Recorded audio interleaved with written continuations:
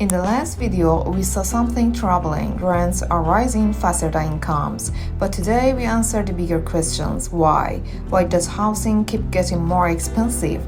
Why does rent pressure feel permanent? The answer is simple but powerful. More people, not enough homes, and the gap is growing.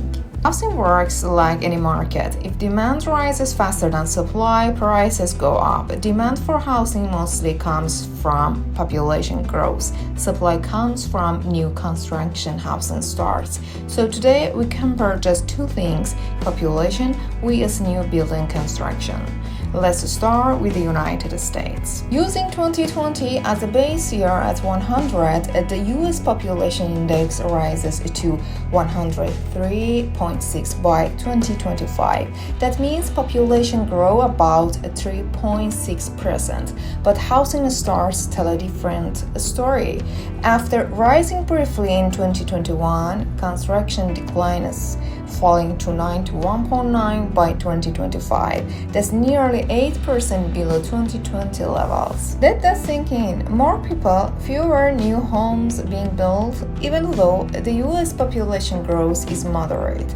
Construction has slowed significantly, and when supply slows while demand keeps rising, prices don't stabilize, decline. This is one of the structural reasons rent pressure continues. Why did US construction slow? Several forces hit the market: higher interest rates, rising construction costs, labor shortages, tighter financing conditions. Developers became cautious, projects were delayed or cancelled, but population growth didn't pause, and housing demand doesn't disappear just because building gets expensive. Now let's look at Canada. The numbers here are even more dramatic. Canada's population index rises from 100 in 2020 to 109.5 in 2025. That's nearly 9.5% growth in just 5 years. Housing starts surged early, reaching 125.5 in 2021, but then fluctuated. By 2025, housing starts sit at 119. At first glance, construction looks strong, but here's the key. Population growth in Canada has been extremely fast. Even with elevated construction levels, it has struggled to fully absorb the rapid increase in demand. And when population grows almost 10% in a short period of time, even a strong building activity can feel insufficient. This is the core problem in both countries. Population growth moves steadily upward. Construction moves in cycles. When interest rates rise, construction slows. When financing tightens, projects stop.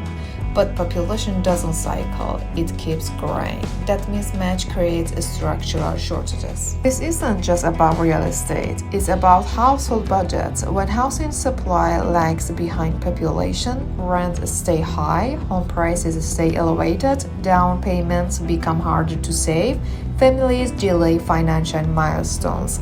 Housing becomes a permanent monthly burden instead of a stepping stone to wealth. And when housing absorbs too much income, people reduce spending elsewhere. That affects the entire economy. The supply imbalance is not temporary. Years of underbuilding, especially after 2008, create a structural deficit. Now higher interest rates make it harder to catch up. Even when construction improves, it may take years to fully close the gap, which means housing affordability may remain under pressure longer than many expect. So now we see the deeper layer of the crisis. It's not just rent growth, it's not just income gaps, it's population rising while construction struggles to keep up. And when supply can match demand, prices stay high. In the next video, we'll explore how rising energy prices are quietly reshaping housing affordability, because energy costs influence construction, mortgage rates, and even where people can afford to live. If you want deeper economic breakdowns that connect housing, inflation, and energy trends, make sure you subscribe and follow this series.